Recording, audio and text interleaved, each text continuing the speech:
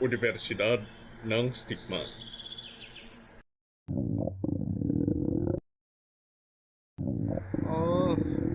Gugutom ako. Yun oh, vending machine.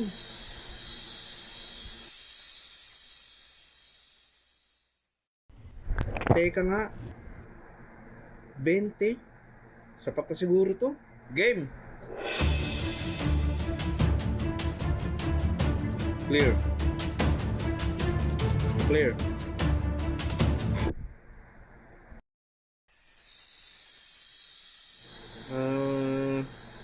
Ano ba masarap dito? Ito na nga lang. Ox na to.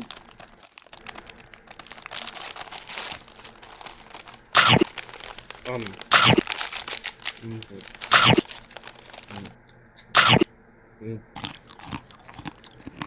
Sarap naman ito.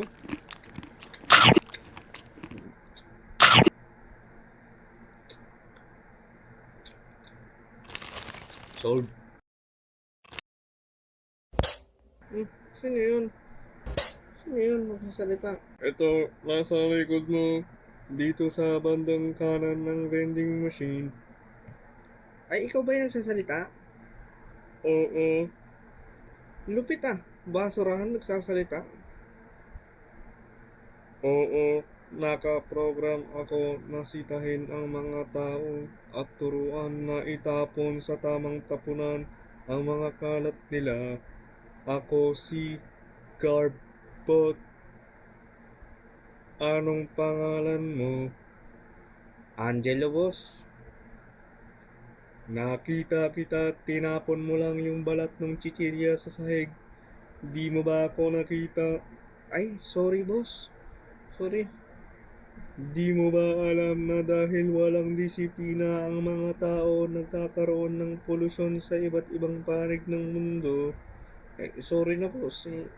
Sungit naman itong robot na to. Ang pagtatapon ng basura kung saan-saan ay nagdudulot ng maraming masamang epekto sa kapaligiran at kalusugan ng tao. Kapag nagkakalat ng basura, ito ay nagiging sanhi ng polusyon sa lupa at tubig at nagpapatumi sa kapaligiran.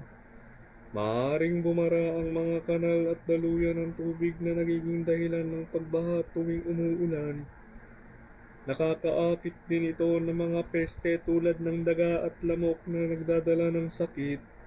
Ang mga kemikal mula sa basura ay maaaring makalason sa lupa at tubig, habang ang pagsusunog ng basura ay nagdudulot ng maruming usok na nagkakasama ng hangin. Maaaring kainin o mapinsala ng mga hayop ang mga basurang ito.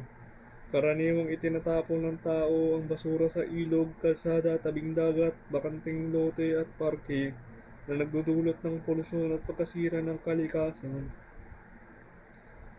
Bakit mo ba sinasabi sa akin ito lahat, Garbot? Nasa paaralan naman ako, nagtatapon ng basura. Wala naman sa labas. Kung nagagawa mo ito sa loob, magagawa mo rin ito sa labas, lalo na't alam mong walang nakakakita. Kahit dapat walang nakakakita, alam mo dapat ang kung anong tama. At bawat tao ay mahalagang paalalahanan ko dahil kahit kaunti, lubos itong makakatulong sa pagbawas ng taong walang disiplina sa buong mundo. Kahit isa, bawat pagkakataon ay may malaking epekto. Kung ganun, salamat sa pag-alala, Garbot. Eto na, pupulutin ko na. Saan ko ba pwedeng itapon to? Ang hawak mo ay isang plastic. Maaari mo itong tapon sa non-biodegradable o di nabubulok na basurahan ko rito. Okay, sige. Mula ngayon, kahit saan man ako, pangako, itatapon ko sa tamang tapunan, lalo na't alam ko na ang epekto nito sa mundo. Salamat, Garbot. Walang anuman. Pag may nakita kang tao na walang disiplina, naway pagsabihan mo rin ng maayos. Ingat at gamitin sa maayos ang pinag-aralan.